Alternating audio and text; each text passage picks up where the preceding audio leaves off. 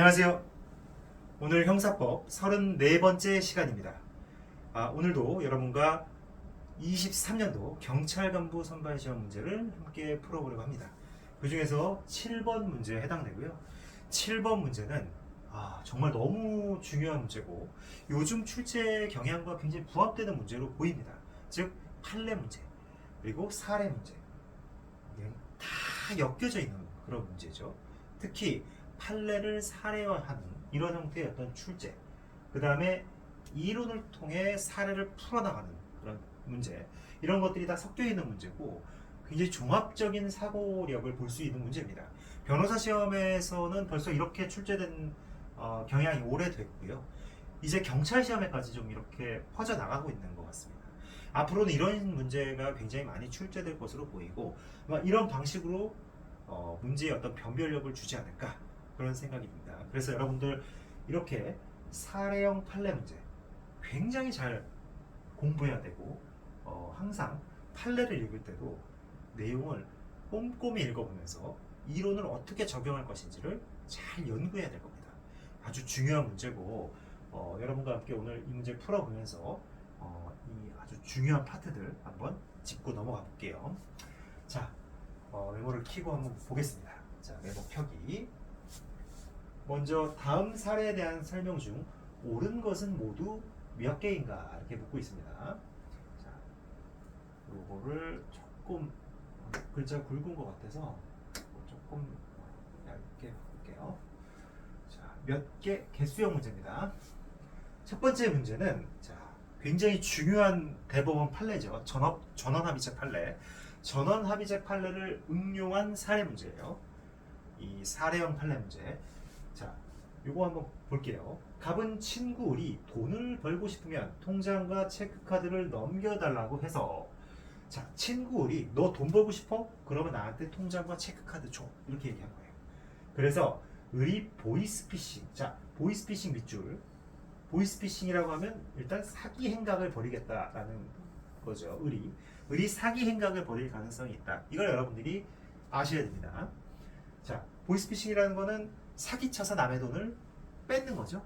사기쳐서 남의 돈을 뺏는 거죠. 따라서 을이 사기 행각을 할 것으로 보이고, 또 돈 벌고 싶어 하면서 뭔가 이 자기가 어떤 행위를 할지에 대한 언지를 좀 주고 있는 거죠. 갑한테. 근데 이게 공동점검, 서로 어떤 공모까지 갔다고 보기는 조금 애매해요. 근데 어쨌든 간에 이런 사실을 알게 된 거죠. 이 갑은. 그러면서 자신의 통장과 체크카드를 넘겨줬다. 그렇죠? 통장과 체크카드를 넘겨줬다는 건 자기의 계좌를 제공했다는 거죠. 자, 그리고 나서 여분의 체크카드를 또 하나 갖고 있었던 거예요. 이 갑이란 사람은. 내 계좌를 넘겨줬고 내 통장과 체크카드를 을한테 줬지만 나도 하나 갖고 있었던 거예요. 자, 그런 상황에서 여분의 체크카드를 가지고 있던 갑은 통장을 매일매일 한번 보는 거예요. 을이란 녀석이 도대체 보이스피싱을 해가지고 결국은 돈을 꽂을 것 같은데 이 돈이 들어왔나? 계속 지금 살펴보고 있는 거예요. 근데 어느 날 1,300만 원이 입금된 사실을 확인한 거예요. 그리고 나서는 자기가 가지고 있던 체크카드를 다 뽑아버린 거예요. 자, 이미를 소비했죠. 그리고 그냥 돈을 다 써버렸어요. 이 돈은 뭐다? 을로부터, 을의 보이스피싱에 기망당한 A라는 사람이 송금한 거다. 이렇게 된 거예요. 자, 이랬을 때, 자, 갑은 이래서 갑에게는 횡령죄가 성립한다. 이렇게 나와 있어요. 자, 여기서 이 횡령죄가 성립한다라고 했을 때 이거를 두 가지로 나눠봐야 될 것 같아요. 먼저 피해자죠. A가 가장 전국적인 피해자죠. 자, A에 대한 횡령죄가 먼저 성립하는지 한번 볼게요. 자, A에 대한 횡령죄가 성립하는지를 보려면 우선 얘 뭐죠? 갑이라는 거. 알면서 제공한 사람이죠. 사기 행각에 적어도 방조범 정도는 될 것 같아요. 공범이지만, 공범 중에서.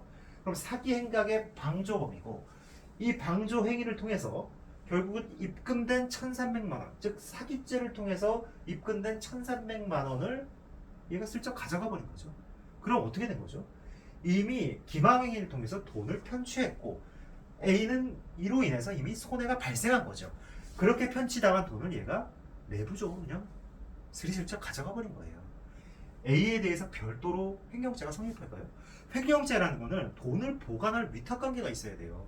A의 돈을 얘가 보관할 위탁관계가 있어야 되는데 이게 범죄자잖아요 지금. 사기 행각을 벌인 범죄자한테 A와의 어떤 위탁관계가 성립하나요?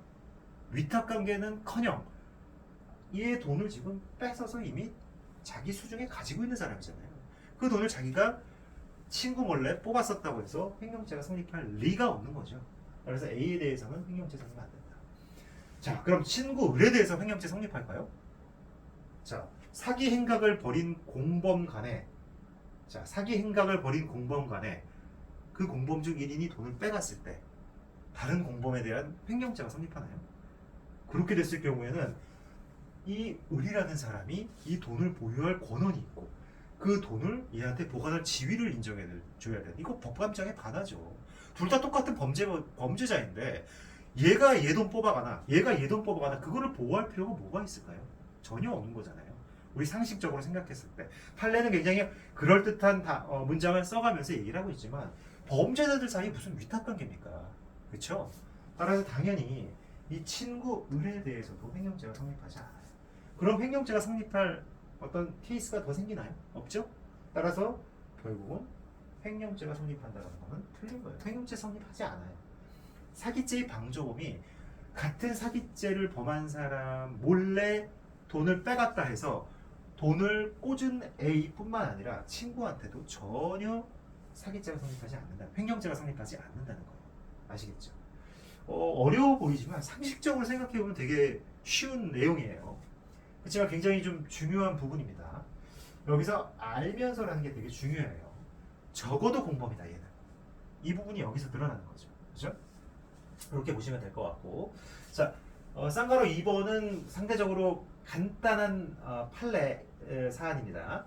자, 이 갑이라는 녀석은 승용차를 운전하다가 단속 중인 경찰관으로부터 운전면허증 제시를 요구받고 자신의 휴대전화기에 저장된 을의 운전면허증을 촬영한 이미지 파일을 마치 자신의 운전면허증인 것처럼 제시했다.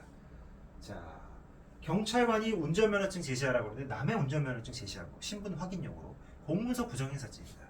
근데 여기서 뭐가 문제다? 이미지 파일이잖아요. 을의 운전면허증을 촬영한 거잖아요. 타인의 운전면허증 자체를 제시한 것이 아니라 운전면허증을 촬영한 이미지 파일을 제시한 거잖아요. 이거 공문서 부정행사죄의 대상이 안 되는 거예요. 안 됩니다. 아시겠어요? 성립하지 않는다. 이건 그냥 암기하시면 돼요. 판례에 굉장히 그것도 자세하게 나와 있는데 한번 읽어보시고 우리가 결론적으로 머릿속에 둬야 될 거는 공문서 부정행사죄. 공문서 부정행사죄는 반드시 원본에 대한 부정행사가 있어야 되는 거예요. 이런 이미지 파일, 사본 이런 것들은 안 된다. 기억해 두시고 그 다음 이제 세 번째, 네 번째 요거는 정말 대표적인 사례 문제고 이론을 적용해서 우리한테 어떤 풀이를 요구하는 실제로도 시험에도 많이 나왔어요. 이게 여기 같이 배열이 되어 있습니다. 세 번째는 뭐냐면 주관적 정당화 요소. 즉 주관적 정당화 요소라는 것이 과연 필요한가? 위법성 조각 사유 중에 이 위법성을 조각한다고 했을 때 우리가 결과반 가치와 행위반 가치가 있죠. 불법이라고 하는 거에는 결과반 가치하고 행위반 가치가 있고 위법성을 조각하기 위해서는 이 행위반 가치, 결과반 가치를 탈락시켜야 되는 거예요. 근데 이 3번은 뭐다? 결과반 가치를 탈락시키는 사정은 있는데 이 행위반 가치를 탈락시키는 위법성 조각의 사정이 없는 거예요. 즉 여기를 우리가 주관적 정당화 요소가 있고 여기를 객관적 정당화 상황이라고 해요. 위법성 조각 사유의 객관적 정당화 상황, 여기는 주관적 정당화 요소, 이렇게 얘기해요. 즉 구성 요건에 해당해서 불법이 추정될 때 이 행위반 가치와 결과반 가치를 탈락시켜야 위법성이 조각되는데 결과반 가치를 탈락시키는 것을 위법성 조각 사유의 객관적 전제 사실이라고 하고 그 다음에 행위반 가치를 탈락시키는 것을 주관적 정당화 요소라고 하는데 이 3번은 객관적 정당화 사정은 있어요. 위법성을 탈락시키는. 근데 주관적 정당화 요소가 없는 거에 대한 답을 묻고 있는 거예요. 없을 때 어떤 학설을 따르면 어떻게 된다. 이걸 묻고 있는 거예요. 자, 한번 보시면 집으로 돌아온 갑은 홧김에 평소 층간소음으로 다툼이 있던 B의 원룸을 향해 돌을 던졌다. 즉 손괴 행위를 한 거예요. 손괴 행위를 했는데, 근데 마침 B는 주식 투자 실패로 자살하려고 번개탄을 피워둔 채 실신에 있다가 창문이 깨지는 바람에 생명을 구하게 됐다는 거예요. 자, 손괴죄의 구성 요건에 명백하게 해당됩니다. 돌을 던져서 유리창을 깨뜨렸으니까. 근데 이 위법성 조각과 관련된 한번 사정을 보자는 거예요. 자, 손괴죄의 불법, 행위반 가치와 결과반 가치가 명백히 있어요. 근데 이거를 탈락시키기 위해서는, 자, 먼저 결과반 가치를 탈락시키기 위해서는 위법성 조각서의 객관적 전제 사실이 존재해야 되는데, 자, 객관적 전제 사실이 존재하죠. 뭐죠, 이거? 긴급 피난이잖아요. 긴급 피난. 위법성 조각 사유라고 하는 긴급 피난이라고 하는 위법성 조각 사유의 객관적 전제 사실. 그 전제 사실이 존재하잖아요. 즉 손괴라고 하는 행위를 했지만 이 손괴 행위를 통해서 B의 생명을 구하게 된 거잖아요. 이 결과만 놓고 보면 얘는 더 큰 우월적 이익을 위해서 작은 이익을 희생시킨 거잖아요. 그죠? 즉 위법성 조각 사유, 긴급 피난에 사정이 있었다는 거예요. 객관적 사정이. 따라서 이건 결과반 가치가 탈락이 됩니다. 자, 여기까지 이렇게 볼게요. 근데 주관적 정당화 요소, 긴급 피난 의사가 있었나요? 전혀 없었죠. 얘는 긴급 피난 의사가 있었던 게 아니에요. 얘는 그냥 유리창 깨버리려고 하는 생각밖에 없었어요. 그렇죠? 그래서 이거는 여전히 조각이 안 되고 행위는 남아있는 거예요. 행위반 가치는. 자, 이렇게 됐을 때, 자, 가백의 무죄가 성립한다는 견해. 이건 뭐냐면 위법성을 조각하기 위해서는 결과반 가치만 조각하면 되고, 따라서 객관적 정당화 사정만 존재하면 되고, 주관적 정당화 요소는 불료하다는 견해예요. 즉 주관적 정당화 요소 분류설 또는 위법성 조각설이라고 불리는 학설이에요. 이 학설에 따르면 어떻게 되죠? 이거 지금 위법성이 조각돼서 무죄가 된다는 거잖아요. 그러면 어떻게 돼요? 주관적 정당화 요소가 있어가지고 행위반 가치를 탈락시켜서 무죄가 되는 경우하고, 그 주관적 정당화 요소가 없어도 이거는 객관적 정당화 사정만 있으면 무죄가 된다는 거잖아요. 이게 동일하게 되는 거예요. 이건 무슨 말을 의미하는 거냐면, 얘를 긴급 피난, 얘를 구하기 위해서 돌을 던져 깼을 때하고 그냥 유리창 깨려고 던진 거하고 동일하다는 거예요. 동일하게 무죄가 된다는 거예요. 그게 동일한가요? 상식적으로 그런가요? 한 사람을 구하기 위해서 유리창 깬 거하고, 목숨을 구하기 위해서, 아니면 그냥 이놈 정말 싫고 이놈 내가 증오하는 놈인데 유리창을 깨려고 던진 거하고, 이게 같게 평가할 수 있다. 굉장히 이상하잖아요. 그 얘기를 하고 있는 거예요. 주관적 정당화에서 있는 경우와 없는 경우 모두 똑같이 취급한다. 이거 되게 이상한 거잖아요. 그렇죠? 그래서 이런 경우는 우리 다수설은 결국은 이거는 이제 결과반 가치 이론론과도 또 어떻게 보면 일맥상통하는 건데, 우리 다수설은 이원적 인적 불법론의 입장에서 행위반 가치, 결과반 가치를 모두 날려야만 위법성이 조각된다, 이렇게 보고 있어요. 즉 주관적 정당화 요소가 필요하다는 견해예요. 그렇게 봤을 때 이런 경우는 불능미수를 유추하고 있어요. 불능미수. 손괴의 불능미수를 유추하고 있다는 거죠. 즉 객관적 정당화 사정, 결과는 결국 발생하지 않은 것 같은데 고의는 여전히 남아있는 거죠. 행위반 가치. 어떻게 불능미수, 미수사항과 비슷하다는 거예요. 따라서 불능미수라고 우리가 불능미수설 이렇게도 얘기하는 게 이 다수설이고, 주관적 정당화 요소 필요설입니다. 그 입장이에요. 따라서 이 경우 다번 같은 경우에는 위법성 조각설, 그 다음에 결과반 가치 이론론의 입장에서, 그리고 주관적 정당화 요소 분류설, 이 입장인 거예요. 이렇게 됐을 경우에는 치명적인 난점이 생기는 거예요. 즉 주관적 정당화 요소가 있는 경우와 없는 경우와 동일하게 취급된다는. 그래서 요거는 뭐다? 맞는 지문이 되겠습니다. 맞는 지문. 아시겠죠? 그 다음이 되게 또 중요한데, 이 그 다음 것이 바로 보다 위법성 조각서의 객관적 전제 사실에 관한 처벌이에요. 앞에 거하고 좀 차이가 있어요. 앞에는, 자, 이것도 같이 키고 보면, 자, 앞에는 여기 행위반 가치하고 결과반 가치가 있어요. 요거 행위반 가치, 결과반 가치가 있어요. 근데 앞에는 이거를 조각시키기 위해서 여기 이제 이렇게 여기 객관적 정당화 사정, 주관적 정당화 요소, 위법성 조각사의 객관적 정당화 사정, 주관적 정당화 요소가 있는데 앞에는 요게 있었던 거죠. 요게 앞에는 요게 있었던 거예요. 근데 이번 거는 이게 있었던 것이 아니라 요게 있었던 거예요. 주관적 정당화 요소는 있는데 얘가 없는데 있다고 착각한 거예요. 얘가 없는데 있다고 착각한 거예요. 객관적 정당화 사정이. 즉 위법성 조각서의 객관적 전제 사실에 대해서 착오한 거예요. 이거는 있어요. 얘는 지금 주관적 정당 행위반 가치를 탈락시키는 요소는 있는데 이 부분이 지금 문제가 되는 거예요. 결과반 가치를 탈락시키는 객관적 정당화 사정이 없는데 있다고 오인한 경우예요. 이거에 대해서 우리 학설 대립이 상당히 많이 있죠. 즉 위법성 인식에 대한 착오가 있는 거예요. 위법성 인식에 대한 착오가 있는 건데 이거에 대해서 학설 대립이 굉장히 다기하게 있고 가장 대표적인 것이 법역과 제한적 책임설, 다수설의 입장이고 이제 여기서 지문에 나온 거는 엄격 책임설하고 소극적 구성요건 표지 이론 이렇게 두 가지를 묻고 있죠. 자, 그래서 한번 이거 읽어볼게요. 밤에 퇴근하던 병은 모자를 푹 눌러쓰고 뒤따라오던 갑을 수상히 여기던 중 우연히 이를 본 을이 이번 기회에 갑을 혼내줄 생각으로 병에게 갑이 추행범이니 한 대 쳐버려 라고 부추겼고 이에 병은 길을 묻기에 갑자기 자신의 앞을 가로막은 갑을 추행범인 오인하고 자신을 방어할 생각으로 갑을 밀어넘어버렸다. 이렇게 된 거예요. 자, 여기 이렇게 있는 거죠. 을이라는 사람이 있고 을이라는 사람이 일종의 뭐 병한테 교사 행위를 한 거죠. 병한테 야, 갑 추행범이야. 갑 추행범이야. 때려. 이렇게 얘기를 한 거예요. 일종의 폭행을 교사를 한 거고 병은 사실은 폭행 행위를 한 거죠. 갑한테. 갑을 폭행을 했는데 사실은 이 갑을 추행범이라 생각하고 폭행한 거예요. 즉 주관적 정당화 요소, 정당 방위 상황에 대한 인식은 있었던 거예요. 그런 인식은 있었는데 사실은 이거는 얘는 추행범이 아니었잖아요. 즉 정당 방위 상황은 없었던 거예요. 즉 객관적 정당화 상황 이게 없었는데 있다고 착각을 한 거예요. 정당화 상황, 정당 방위 상황, 그렇죠? 따라서 이거에 대한 이제 학설에 따른 어떤 결론을 묻고 있는 거예요.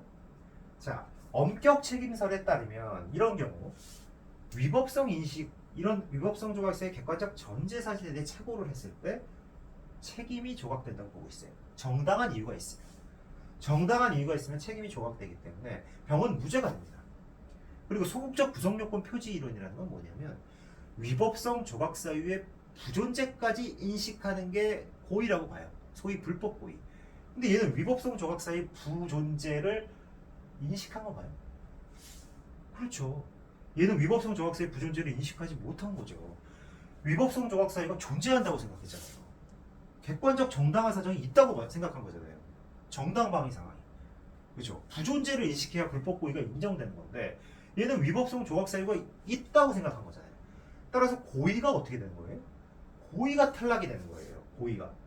자, 그러면 고의가 탈락이 돼버리면 병이죠. 그래서 얘 고의가 탈락이 돼요. 구성요건 해당성이 없어지는 거잖아요. 소극적 구성요건 표지에 따르면. 그러면 공범의 제한적 종속 형식에 따른 을은 교사범 될 수 있나요? 안 되는 거잖아요.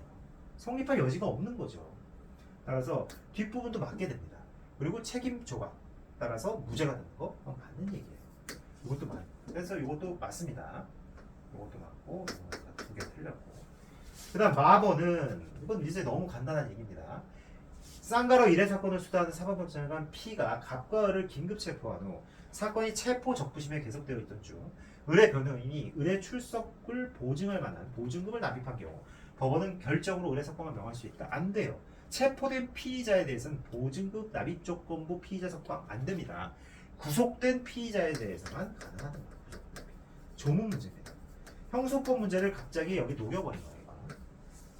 그래서 이 문제는 정말 쟁점이 참 많죠. 정말 쟁점이 많습니다. 그래서 결국은 요거 틀렸고 요거 맞았고 틀렸고 요거 2번이 되는 거예요. 답이. 아시겠나요? 정말로 해설 부분은 따로 설명하지 않겠습니다. 제가 충분히 설명을 드린 것 같고 여러분들이 한번 차근히 읽어보시면 될 것 같아요. 이 문제 굉장히 논점이 많습니다. 문제 논점이 많고 이 사기죄 횡령죄와 관련된 판례, 공문서 부정행사죄와 관한 사회적 법이 관한 판례, 주관적 정당화에서 요구와 관련된 이론 문제, 위법성 조각 사이의 객관적 전제 사실에 관한 착오에 관한 이론 문제 이렇게 출제가 된 거죠. 특히 위법성 조각 사이의 객관적 전제 사실과 관련해서는 엄격 책임설과 소극적 구성요건 표지 이론까지 다수설이 법역과 제한적 책임설을 묻는 게 아니라 이 두 개를 물었어요. 그래서 이 부분은 정말로 여러분들 차분하게 공부를 해두셔야 되고 아마 이 문제의 형태가 계속 다른 문제에도 출제가 될 거예요. 그래서 요거 굉장히 기억을 잘 해두셔야 될 거라고 생각됩니다. 네, 아시겠죠? 네, 오늘 여기까지 하도록 하겠습니다. 고생 많으셨습니다. 감사합니다.